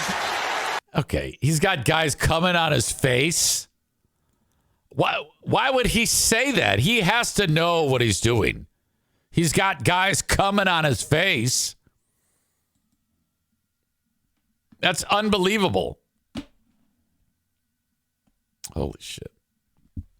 This fucking thing is killing me. Oh, that's a big load. Receiver coach has been blown away by Crabtree's hands and his ability to suck in these balls. Why would you say suck in these balls? Josh Bynes has been coming all night long, but then he... Okay, this one's edited together. You can tell Josh Bynes has been coming all night long. Pulls out, and it's just hard. It's been a while since he's seen a hole that big. He almost didn't know what to do. Rivers on first and goal, touchdown. Tyrell Williams. He beats Cox. God, he's so emphatic when they say it. Oh, my God. Very, very fun.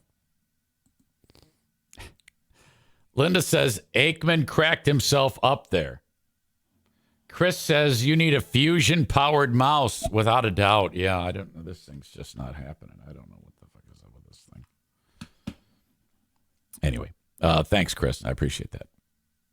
Sending that along. Okay. This one, it's a story. I've been sitting on this for quite some time.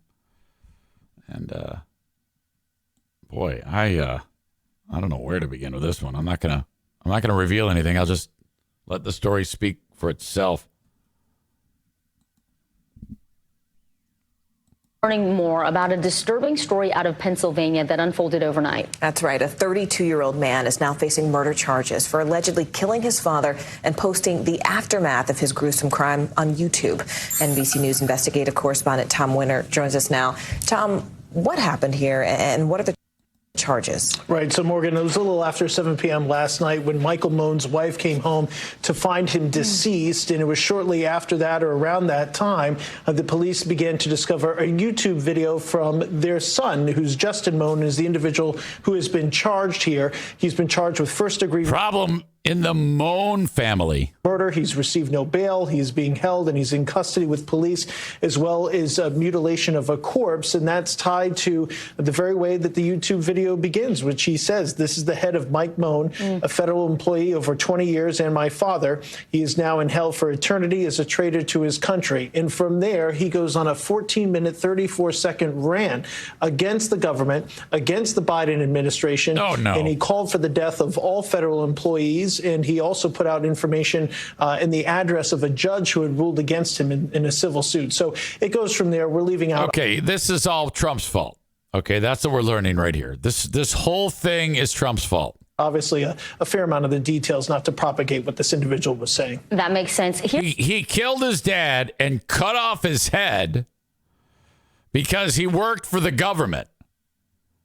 Here's the thing. It took YouTube hours to take down this video. What is the company saying? Yeah, so they put out a statement, and, you know, I think more questions need to be asked about this, but they did say that it violated their community standards, which is probably a gross understatement as far as its violence policy and putting out information about violent extremism. Sometimes they catch it quickly. Sometimes law enforcement gives them a heads up and says, hey, there's you shouldn't have said heads up. Manifesto out there, or somebody is actually live streaming a crime, and that forces them to take it down. So I don't know what the chain of events were here. Clearly, law enforcement knew about the video. They were reviewing it. They were reviewing it last night when I talked to some of the detectives that were involved in this specific investigation at the local police department there in Middletown Township. So that chain of events is something that probably needs to be looked at. They do say they are trying to stamp out any sort of copies of this from being further distributed on their platform. Oh, that's important. Yeah, NBC News. Yeah, I can't think of anything I would want to see less than that. Like an actual real video like that. I would whenever there was those horrible beheading videos that existed. My God. Kenny says he beheaded his own father. Fuck. Well, at least he didn't go to a school and kill his classmates, I guess. Well, yeah, silver lining. I mean, at times like these, you do have to go into the silver lining mode to get past it. I mean, I'm guessing that if you were to compare the two, you know, what do you want? A bunch of dead kids or dad with his head cut off? Dad with his head cut off would definitely be the go-to 10 out of 10 times. Megan writes, I don't know. Drake and his wiener video was pretty gross. JK, this is worse. I'm glad you reminded me of that. I've got to see that video. Aaron says Jocko would find the good in this. Cut off your dad's head? Good. I can't think of a reason why it's good. But he definitely would. Yeah, I heard that Drake did. There was a video that showed up with showing his ding dong. Drake responds after alleged inappropriate video of him leaks on social media. He's on his worst behavior. Drake became a trending topic on X after the video was shown.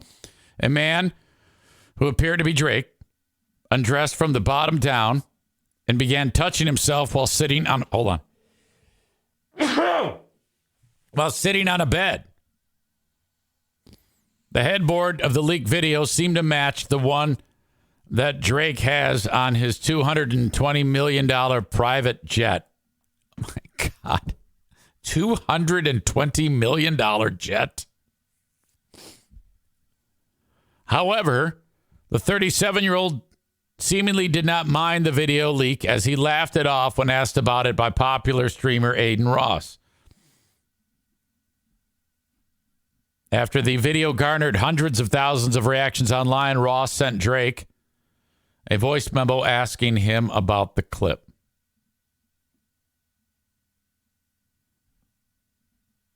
I'm still alive, bro. We was just looking at that shit. It's like crazy, bro. Like, goddamn, Ross 23 said in the recording. You're blessed with your voice. You're blessed with performing. You're blessed to be you. You're blessed to be number one. And you're blessed to have a fucking missile. After he sent the message to the 5-time Grammy winner, Ross claimed Drake replied and put like 8 laughing emojis. The Kick streamer also suggested Drake might use his voice note as his next album intro. However, it's unconfirmed if the man in the video really is Drake, as he has yet to comment on the video publicly. Page 6 reached out to Drake's rep for comment, but did not immediately hear back. Throughout the years, Drake has had no issue showing off his ripped abs and physique online. Well, nor have I. And despite the Degrassi alum having women throwing themselves at him, he is still single. Last July, he revealed that he believes the concept of marriage is ancient. He says, I don't know. It seems like a thing of like ancient times or something. I think I will eventually, he said on a now deleted episode of the Really Good Podcast with Bobby Altoff at the time. I don't know. I don't think I can offer somebody what they're looking for. Just consistency. I think my life, my work is my priority. Oh, so he's one of those. He's been in relationships with Rihanna, Tyra Banks, SZA. That's how you say it, right? SZA. Do I say SZA? And Serena Williams. Said he could not offer consistency or dedication to a relationship at this stage in his life. I don't want to get married because, I just don't want to disappoint someone, he confessed. Oh, that's bullshit. You don't want to get married because, well, there's a million other reasons. You like having sex with multiple people. Stevie says, did you see that thing? Damn. No, I didn't actually see it. Drake video. Now, I can't show that one.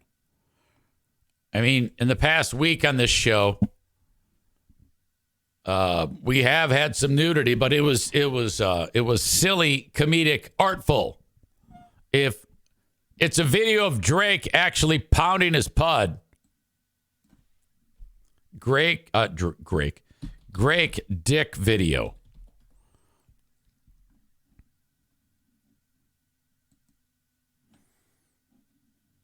All right, I got to see this thing. I got to see this missile. Oh, my God.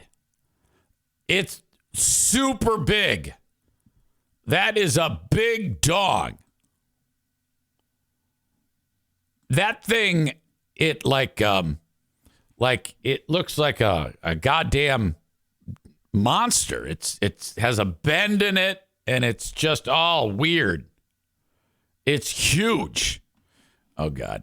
Now I'm getting all sorts of porno shit opening up here, and I can't have that. Block. No. I'm getting all sorts of alerts from my antivirus software saying, no, don't do it. Yeah, it was formidable. I would say that because his hand was covering it, it was stiff. It was big. I would say that's got to be about 8 or 9 inches of thunder there. That was a rather plump, meaty dog. That was impressive. Definitely the opposite of our pal, the NFK.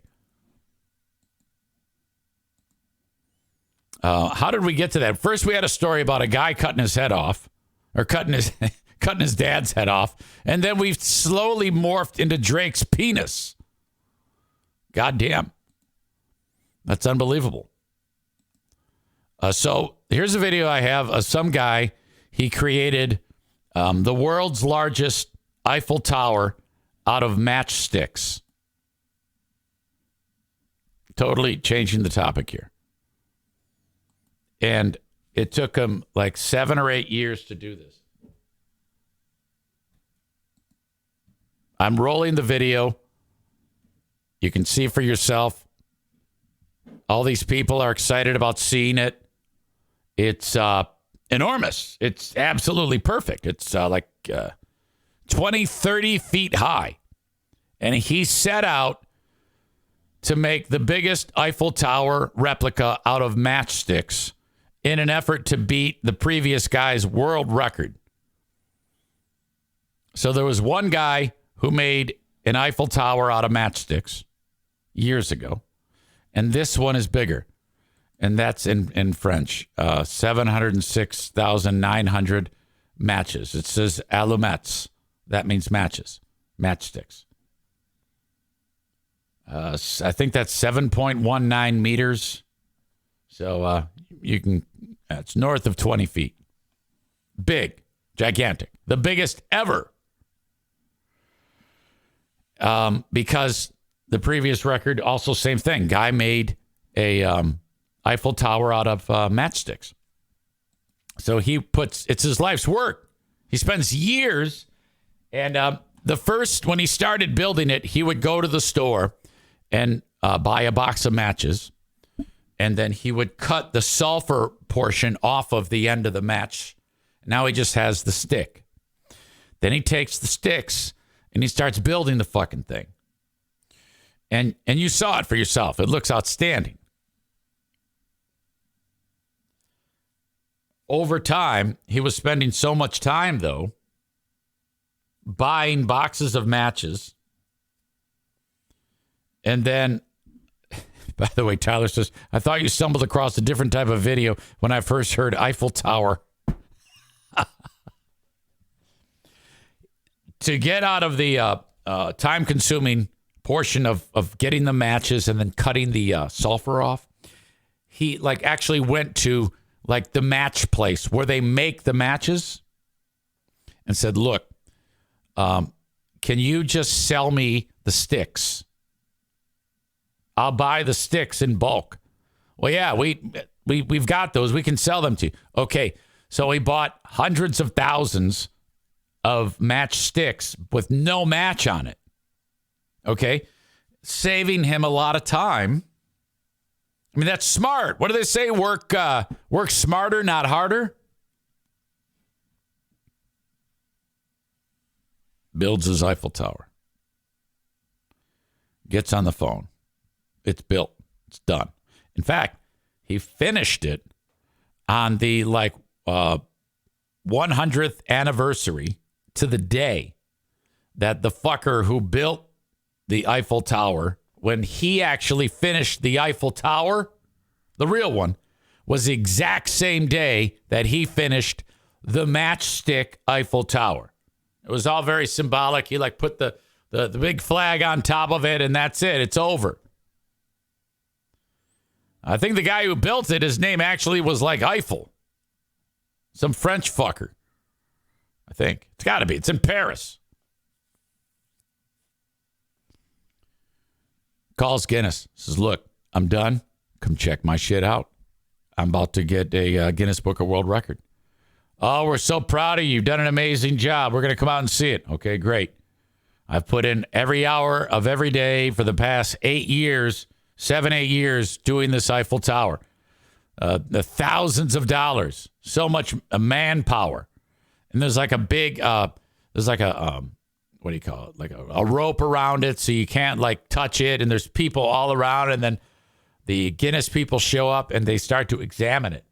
And then they huddle up and they're like, okay. And they look at the guy and they go, you're disqualified. He goes, aha, yeah, good one. He goes, no, seriously. These are illegal matches. And he's like, what? Huh? What you talking about, Willis?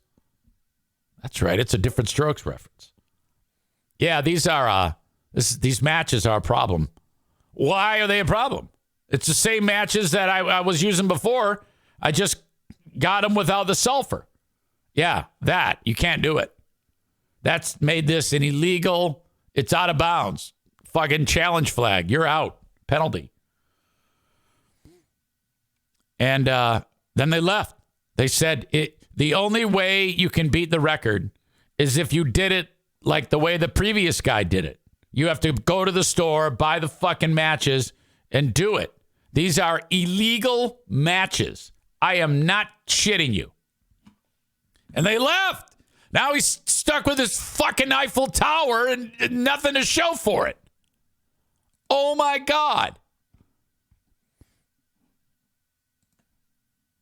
There's the headline. Man who spent years building Eiffel Tower with 700,000 matchsticks may be denied world record for using the wrong matches. Now, before we all freak out, the dude, Richard Plaw, who did it, he was fortunate. 23.6 feet is how big it is.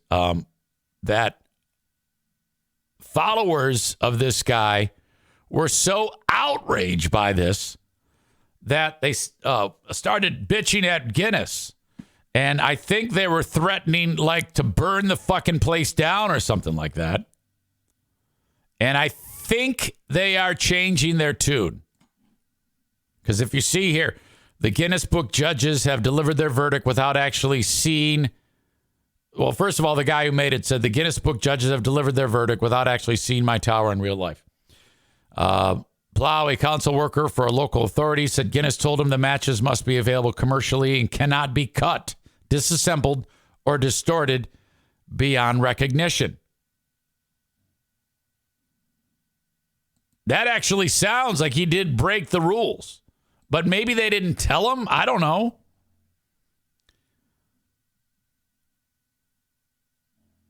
The attempt has been disqualified.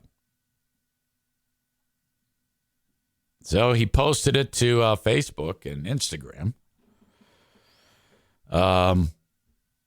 And now we're starting to hear that maybe the folks at Guinness are thawing. Plow's dream of breaking a world record is in fact still alive, though, after Guinness told NBC News that it may have been, quote, heavy-handed in judging this record attempt and would review it. Well, yeah, but what about the guy who had the record before?